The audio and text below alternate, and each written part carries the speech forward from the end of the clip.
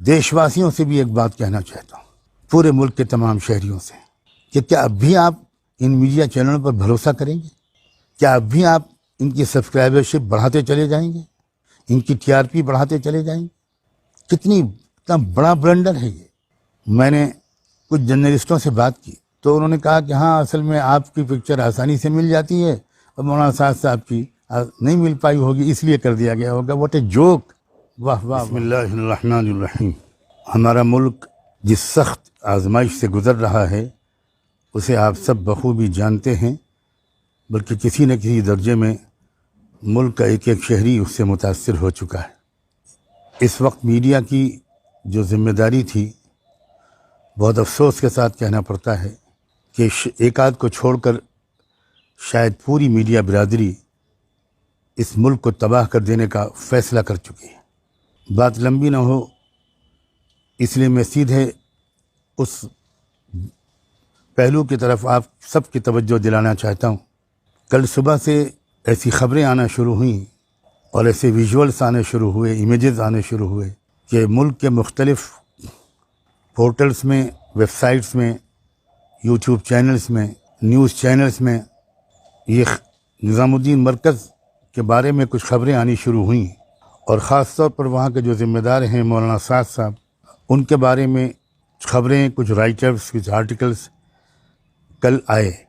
ان writers میں جو کچھ لکھا تھا اس کے بارے میں تو میں اس وقت کوئی کمنٹ نہیں کروں گا، لیکن مجھے جو بات پرسنلی آپ تک پہنچانی ہے وہ یہ ہے کہ ان میں مولانا سعد صاحب کی تصویر کی جگہ پر میری یعنی خلیل الرحمن سجاد نعمانی کی تصویر لگا دی گئی۔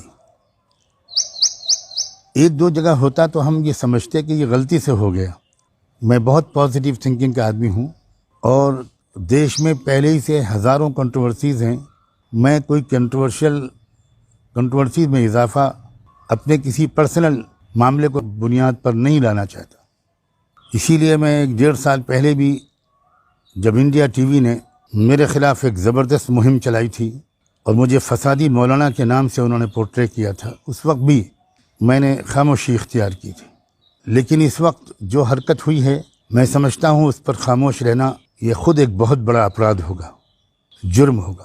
میں سب سے پہلے یہ بات کہنا چاہتا ہوں ان تمام میڈیا چینلوں سے اور نیوز چینلوں سے، پورٹل سے، ویب سائٹ سے جنہوں نے یہ حرکت کی ہے۔ کاش کہ میں حرکت کے بجائے غلطی کا لفظ استعمال کرتا، لیکن اب مجھے نہیں لگتا کہ یہ غلطی ہے۔ ابھی آپ دیکھیں گے ان تمام چینلز کو، ویب سائٹس کو جنہوں نے کل یہ کام کیا ہے، کیسے مانا جا سکتا ہے کہ اگر غلطی ایک سے ہو گئی تو دوسرے سے اور تیسرے سے اور چوتھے سے اور 7ویں سے اور 9ویں سے سب سے وہی غلطی ہوتی چلی جا رہی ہے۔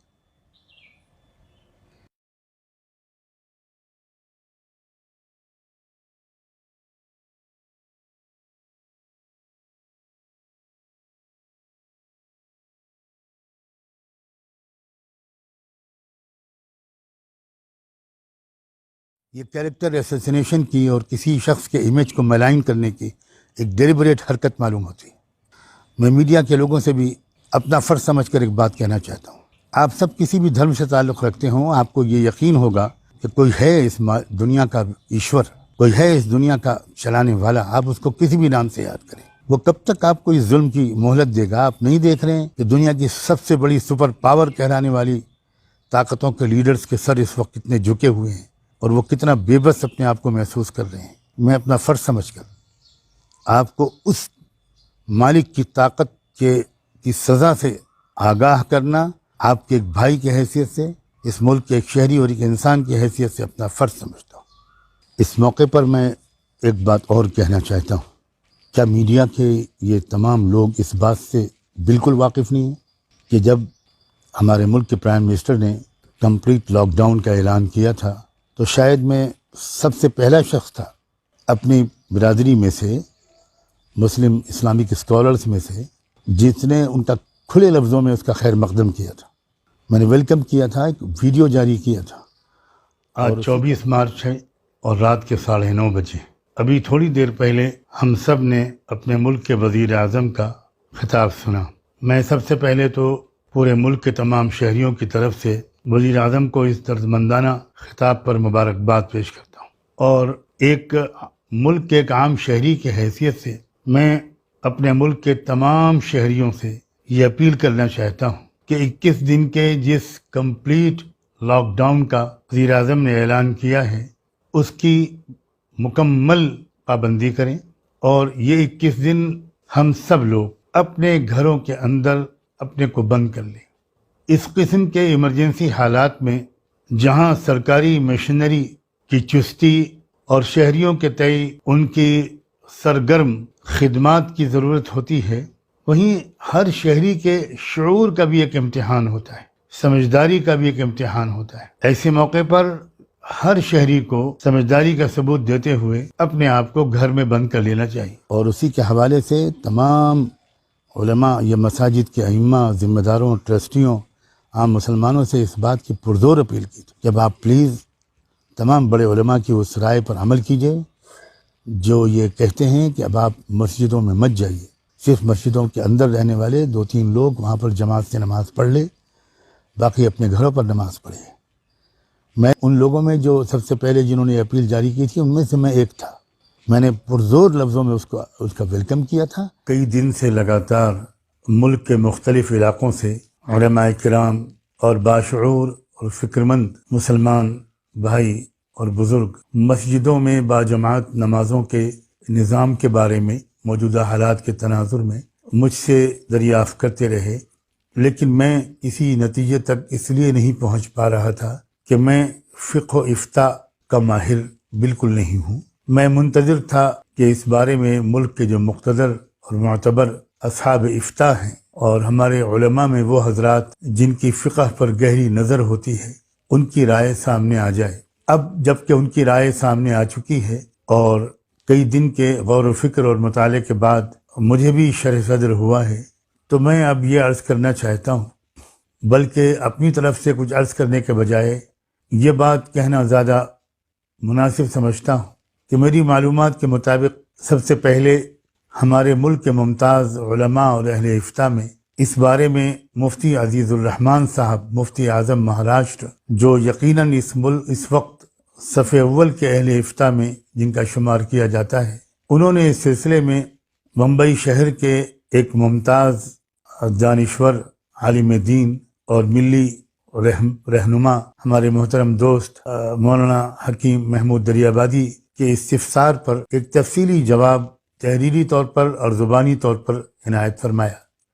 اس فتوے کا خلاصہ یہ ہے کہ مسجدوں میں اذان وقت کی پابندی کے ساتھ ہوتی رہے، اور جن مسجدوں میں امام، مؤذن اور خادم وغیرہ حضرات مقیم رہتے ہیں، یہ لوگ حسب معمول نماز باجماعت کا اہتمام جاری رکھیں، اور باقی سب حضرات محلے کے لوگ، مسجد کے 5 وقتہ نمازی، وہ اپنے اپنے گھروں میں نمازیں ادا کریں، کیونکہ اس میں کوئی شک نہیں ہے، اب کوئی شک باقی نہیں رہ گیا کہ یہ وبائی بیماری بہت بھیانک شکل اختیار کر رہی ہے، اور ہمیں اپنی احتیاطوں کو بڑھا دینا ضروری ہے، اور اسلام بھی اس سلسلے میں ہماری حوصلہ افزائی کرتا ہے، رہنمائی کرتا ہے۔ اور اس میں ایک پہلو یہ بھی ہے، ذہن میں رکھیں کہ ہم خود اپنی مسجدوں میں بہت نمازیوں کی تعداد کو کم کر دیں چند دن کے لیے، اس سے پہلے کہ کوئی اور ہماری مسجدوں کو مقفل کر دینے کا حکم جاری کرے۔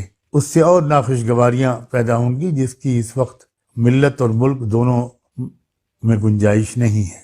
اور رو رو کر اللہ ہمیں توفیق دے، رو رو کر ہم اپنی امت کے لیے، پورے وطن عزیز میں رہنے والے ایک ایک انسان کے لیے، اور پوری دنیا میں بسنے والے ایک ایک انسان کے لیے ہم رو رو کر اللہ سے دعائیں مانگیں۔ ہم رحمت للعالمین کے امتی ہیں۔ اس وقت ہمارے دل میں اللہ ملکی اور انسانی برادری کے ایک ایک فرد کی خیرخواہی کے جذبہ اور بڑھا دے۔ نماز جمعہ کے بارے میں بھی ہمارے بعض حضرات نے، مثلا حضرت مولانا خالد سیف اللہ رحمانی صاحب نے یہ مشورہ دیا ہے کہ صرف 4-5 حضرات پر مشتمل نماز جمعہ کی جماعت مسجد میں ہو جائے، باقی لوگ اپنے گھروں میں نماز ظہر ادا کریں۔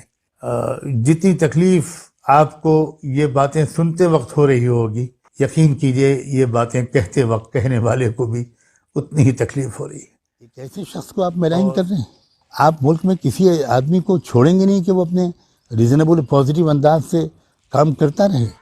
Please for the sake of humanity, for the sake of God Almighty, اپنے رویے کو امینڈ کیجیے، اپنے رویے کو سدھاریے. میں دیش واسیوں سے بھی ایک بات کہنا چاہتا ہوں، پورے ملک کے تمام شہریوں سے، کہ کیا اب بھی آپ ان میڈیا چینلوں پر بھروسہ کریں گے؟ کیا اب بھی آپ ان کی سبسکرائبرشپ بڑھاتے چلے جائیں گے؟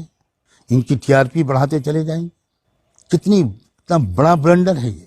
میں نے کچھ جرنلسٹوں سے بات کی تو انہوں نے کہا کہ ہاں اصل میں آپ کی پکچر آسانی سے مل جاتی ہے اور مولانا سعد صاحب کی نہیں مل پائی ہوگی اس لیے کر دیا گیا ہوگا. What a joke. واہ واہ واہ واہ واہ واہ واہ. مان لیجئے اگر کوئی ایکیوزڈ ہے یا کوئی سزا یافتہ مجرم ہے، خود کی سزا آپ کو اس کی پکچر نہیں مل پائی تو آپ کسی کی بھی ڈال دیں گے اس کی جگہ. کتنا ارریسپانسبل ایکٹ ہے آن بہاف آف میڈیا. تو میں ملک کے شہریوں سے اب کہنا چاہتا ہوں، تمام شہریوں سے، وہ کسی بھی ذات و دھرم کے ہوں، اب آپ ایسے تمام میڈیا چینلوں کا بائیکاٹ کیجیے. میں سب سے رابطہ قائم کرنا چاہتا تھا لیکن میں نہیں کر سکا. میں نے نو بھارت ٹائمز کے لوگوں سے کانٹیکٹ کیا تو انہوں نے پرسنلی اس پر بہت افسوس کا اظہار کیا اور اپنے ویب پورٹل سے یا ویب سائٹ سے اس کو نکال دیا. امر اجالا انہوں نے بھی نکال دیا میرے کہنے کے بعد. ٹھیک ہے، میں ان کا شکریہ ادا کرتا ہوں، لیکن شاید ان کا فرض اس کے آگے بھی ہے کہ وہ کسی طرح اس کے اوپر آفیشلی اپولوجائز بھی کریں، اس کو کریکٹ کریں. یہ بھی پوری قوم کا حق ہے. میں نے نیوز 18 والوں سے بھی کسی طرح ان تک بھی بات پہنچائی اور انہوں نے بھی یہ کہا کہ اس کو نکال دیں گے. ابھی مجھے پتہ نہیں ہے کہ انہوں نے نکالا کہ نہیں نکالا. اسی طرح ٹی وی 9 والوں نے جو تیلگو اور آندھرا میں انہوں نے جس طرح میری تصویر لگائی اس تبلیغی مرکز نظام الدین کے خبر کے ساتھ، تو انہوں نے تو جب وہاں کے لوگوں نے بھی ان سے کانٹیکٹ کیا، میری ڈائریکٹ ان سے بات نہیں ہو پائی. میں نے ان کے ایڈیٹر سے کئی بار بات کرنے کی کوشش کی لیکن انہوں نے رسپونڈ نہیں کیا. کیوں رسپونڈ نہیں کیا میں کچھ وجہ نہیں بتا سکتا، میں نہیں جانتا. انہوں نے صرف اتنا کیا کہ وہ میری اور مولانا صاحب دونوں کی تصویر ایک ساتھ چلا رہے تھے. یہ بھی بہت بہت دلچسپ بات ہے، یہ اس سے بھی زیادہ دلچسپ بات ہے کہ جب ان کے پاس مولانا صاحب کی تصویر تھی تو ان کو دوسری تصویر لگانے کی کیا ضرورت تھی. اور یہیں سے یہ شبہ ہوتا ہے کہ یہ کوئی غلطی نہیں ہے، یہ کہیں نہ کہیں کسی ایجنسی کی طرف سے اس میں کوئی کھیل کھیلا گیا ہے مجھے ملائن کرنے کے لیے. تو جب وہاں کے لوگوں نے ان سے بات کی اور کچھ ایم ایل ایز نے بھی ان سے بات کی تو انہوں نے صرف اتنا کیا کہ میری تصویر کو بلر کر دیا. کیا آپ سمجھتے ہیں کہ یہ بات کافی ہے؟ 9 ٹی وی والوں کو معافی مانگنی چاہیے. اور اس کے علاوہ بھی اور بھی آج دیر رات میں مجھے پتہ چلا کہ اور بھی کئی یوٹیوب چینلز ہیں جنہوں نے یہی حرکت کی ہے. اسی سے مجھے آپ بالکل میرا یقین بڑھتا جا رہا ہے کہ it was not a mistake. تو میں ان میڈیا کے لوگوں سے بھی کہنا چاہتا ہوں، میں خود ایک جرنلسٹ خاندان کا انسان ہوں. میں خود ایک منتھلی میگزین کا ایڈیٹر ہوں جو 88 سال سے نکل رہا ہے، 88 ایئرز سے. میرے 2 بڑے بھائی سب کانٹیننٹ کے ٹاپ کلاس جرنلسٹ رہے ہیں. میرے والد مرحوم وہ بھی جو میگزین کے ایڈیٹر تھے اور 100 کتابوں کے آتھر تھے. ہماری پوری فیملی اسی میڈیا کے کام سے بھی تعلق رکھتی ہے. میں جانتا ہوں جرنلسٹک اصولوں کو، نارمز کو، آداب کو کس جگہ پر آپ اس ملک کو پہنچانا چاہتے ہیں. آپ کو میڈیا والوں کو نظر نہیں آیا کہ انہی تاریخوں میں ہمارے اتر پردیش کے وزیر اعلیٰ ایودھیا گئے؟ آپ کو نہیں نظر آیا کہ 23 مارچ تک پارلیمنٹ کا سیشن چلا؟ آپ کو نہیں نظر آیا کہ مدھیہ پردیش کے چیف منسٹر وہ اوتھ لے رہے ہیں اور جشن منا رہے ہیں بھیڑ کے ساتھ؟ آپ کو یہ بھی حرکت سمجھ میں، آپ کو یہ انسانیت سے گری ہوئی حرکت نظر نہیں آتی کہ جب آپ ویشنو دیوی کے مندر میں لوگوں کو جو بیچارے لوگ وہاں پر پھنس گئے، لاک ڈاؤن کی وجہ سے نہیں نکل پائے، تو ان کے لیے تو آپ شبد بولتے ہیں پھنسے ہوئے. اور نظام الدین مرکز میں جو لوگ بیچارے رک گئے لاک ڈاؤن کی وجہ سے وہ پھنس گئے، ان کے لیے آپ شبد بولتے ہیں چھپے ہوئے. کیا آپ دیش کو اتنا بیوقوف سمجھتے ہیں کہ ان شبدوں کے فرق کے جال کو وہ نہیں سمجھتا، اس کے پیچھے کی چال کو نہیں سمجھتے لوگ؟ آپ کیا چاہتے ہیں؟ آپ اس دیش کو بیماری سے چھٹکارا دلانا چاہتے ہیں یا اس دیش کے لوگوں کو جو بچ جائیں زندہ بیماری سے ان کو آپس میں لڑا کر مروانا چاہتے ہیں؟